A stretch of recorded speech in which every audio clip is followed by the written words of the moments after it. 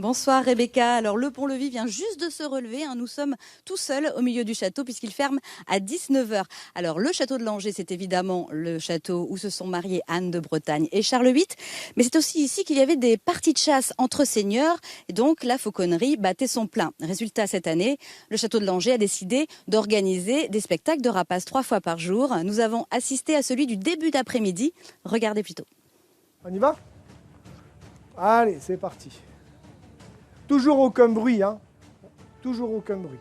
Chouette lapone qui va se nourrir un peu de tout ce qu'elle peut attraper.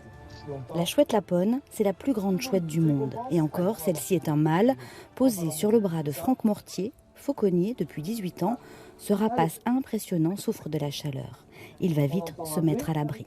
Remplacé par la buse d'Aris, le rapace emblématique de la chasse en vol. Allez, cocotte. Merci, madame. Alors, mon oiseau va se positionner ici. Imaginons que je sois à la chasse. Comment je vais savoir qu'il y a du gibier? Exactement ce qu'il vient de faire. Vous avez vu le balai derrière? Il a secoué comme ça. S'il secoue, ça veut dire qu'il y a quelque chose dessous. Alors, évidemment, là, c'est un leurre. La fauconnerie à l'époque du Moyen-Âge, c'était exclusivement de la chasse. On se promenait certainement pas avec une chouette effraie sur le bras. Vous vous doutez bien, et tout le monde le sait, qu'à l'époque, la chouette effraie était évidemment considérée comme un oiseau de malheur. Donc à l'époque, on utilisait le faucon, on allait utiliser l'épervier et surtout l'aigle évidemment, qui était réservé au seigneur, au roi. Seul le roi avait le droit de chasser avec son aigle. Donc voilà, la fauconnerie au Moyen-Âge, c'est de la chasse. Yes. Pendant 30 minutes, le fauconnier présente ses rapaces, tous élevés en captivité.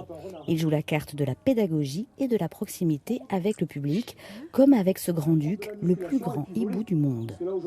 On va le retrouver uniquement dans le sud de la France. Sachez que ce rapace-là, il va même se servir dans les aires de reproduction des aigles. Il mange les petits des aigles. J'ai bien aimé ce qu'ils aient montré le plus gros et le plus petit rapace du monde. Et surtout qu'il ne sait pas souvent les spectacles du rapace aussi. Et là, tu les as vus de près? Oui. C'est la première fois que tu les vois d'aussi près? Ouais, je crois. J'ai trouvé ça incroyable d'avoir les oiseaux qui volent comme ça en rase-mode vraiment au-dessus des têtes. Et j'ai trouvé ça vraiment chouette qu'on puisse en profiter comme ça. Et c'est vraiment différent que d'être loin dans des gradins à vraiment grande distance. Donc non, c'était très intime et donc très chouette. Ouais.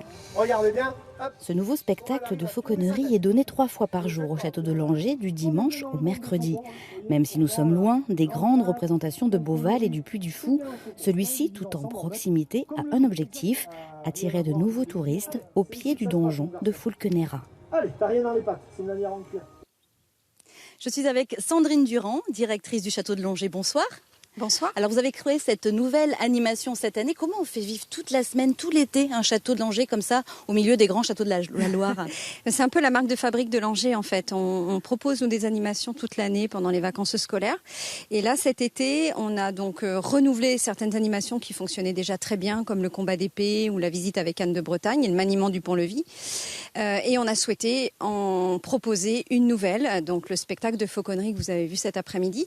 Et donc on a essayé de programmer ces différentes animations sur toute la semaine pour que tous nos visiteurs, chaque jour, puissent profiter de l'une ou l'autre de ces animations, voir toutes ces animations, puisque le mercredi, on peut assister à tout.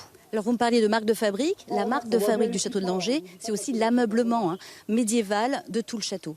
Tout à fait. C'est vrai que le château de Langeais, c'est un château qui est très bien meublé, avec une très très belle collection et de meubles et de tapisseries, qui a été reconstituée par Jacques Siegfried, le dernier propriétaire en fait, et qui l'avait auparavant décoré et restauré entièrement.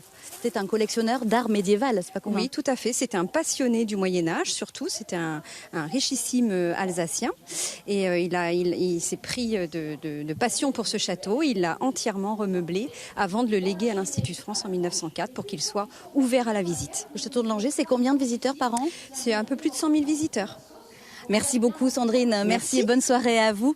Alors le château de Langeais, donc 100 000 visiteurs, on l'a vu, pour nous c'est fini aujourd'hui. Demain, on se retrouve à Richelieu pour découvrir ses artistes et ses artisans. Ce sera Richelieu en art. Et bien on souhaite une très bonne soirée.